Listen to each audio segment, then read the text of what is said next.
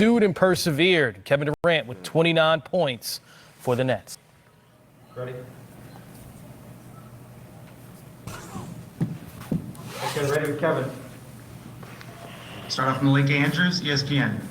Hey, Kevin, two for you. One, when Blake Griffin, when Mike James, when Landry Shamet is getting up for those sorts of dunks, when the others are participating like that, how does that change or impact the potency of this team?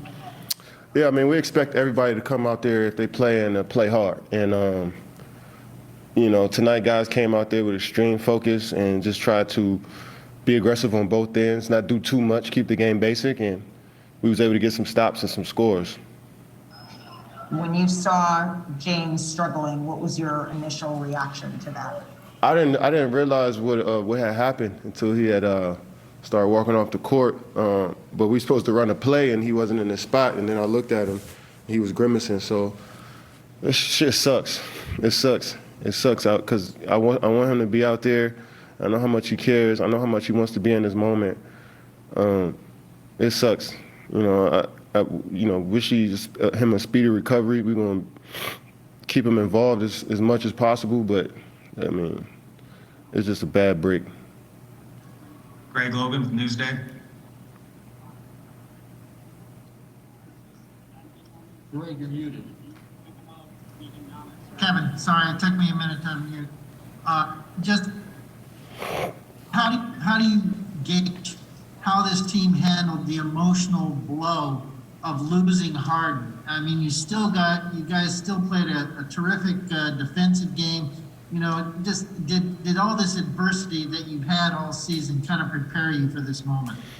I mean, yeah, we try not to be too emotional out there, but losing, you know, one of your leaders like that, this first play of the game, you know, it definitely, we had to regroup for a couple of minutes and figure out what was next. But I think the coaching staff did a great job of moving forward, and guys came in and just tried to play extremely hard.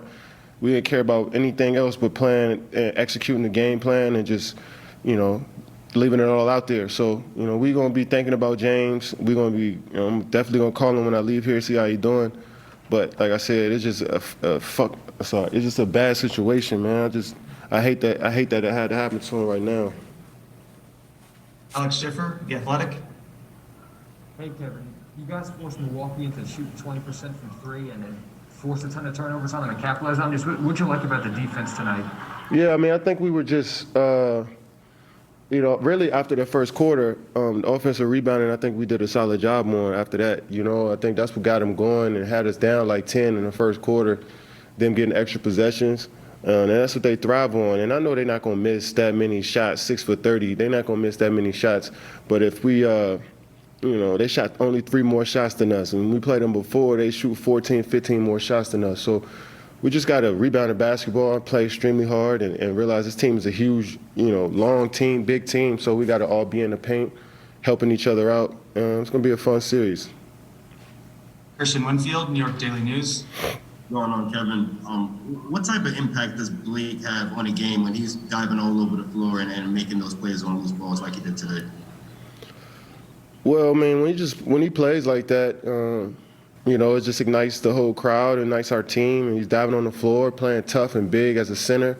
And a lot of guys have, you know, moved down, I guess, as far as like guarding bigger players in this series. So Blake is one of those guys that's been battling all series. And I mean, it's all playoffs, and then the first game, played 35 minutes and grind like that. You know, very promising start to the series. But we got our work cut out for us. We got a long ways to go.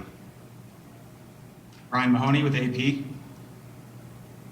Hey, Kevin, it looked like when you picked up your 4th foul, about a minute and a half left in the 3rd quarter, you kind of waved right away to Steve that you didn't want to come off the floor. Why did you want to stay in that moment? And then you scored, I think, 7 in a row right there. How much of an important stretch was that to get you guys going to the final quarter? Yeah, I thought it was an important stretch. There was only a minute to go, and I've been in the league for too long. So if I had got my 5th foul, that would have just been a lack of IQ. So I just tried to play smart and realized that we needed to score some baskets going into the 4th. And I was able to get some free throws, a nice little 3-pointer at the end. So I just got to play smarter next game. You know, the 2 fouls I got in the 3rd quarter, you know, I just got to be better. Vincent Goodwill, Yahoo Sports. Katie, injuries have been such a big story this year in the playoffs all the way around, even before James's situation tonight. I mean, when you're preparing and you're looking around the league and everything else, like, does that come into your mind? Do you try to keep all that stuff out? Like, how do you mentally prepare and not let the possibilities of the negative stuff like that come into play? I mean, it's just a life lesson. You know, you focus on what you can control. You know, that's one of those things that you can't control, like somebody get injured or what can happen in the future. I mean, we're looking around the league and seeing what's happening, but, you know, we focus on ourselves, each of us individually, and when it's time to come together as a collective, we focus on that. So, you know, we just control what we can control, man, and like I said, hopefully James is getting better by the minute, getting treatment by the minute, and we'll see how he feels. Stephen Bondi, New York Daily News. Hey, Kevin, were you able to talk to James Harden at all? No. Can you relay how he might be feeling, mentally with the injury and how he looked? I wouldn't talk for James even if I did talk to him, especially to you, Stefan. So, nah, I didn't talk to him. Ian O'Connor, New York Post. Yeah, Kevin, I know you don't want to think of James being out for an extended period of time, but if you do have to go the rest of the series without him, how confident are you that you still have enough to prevail in the series? I'm not even thinking like that. I'm taking it a day at a time, a second at a time, you know, get ready for practice tomorrow. Like, we're not really thinking that far, you know. We're just trying to take it a game at a time. We'll see what happens. Thanks for your time, Kevin. Thanks, Kevin.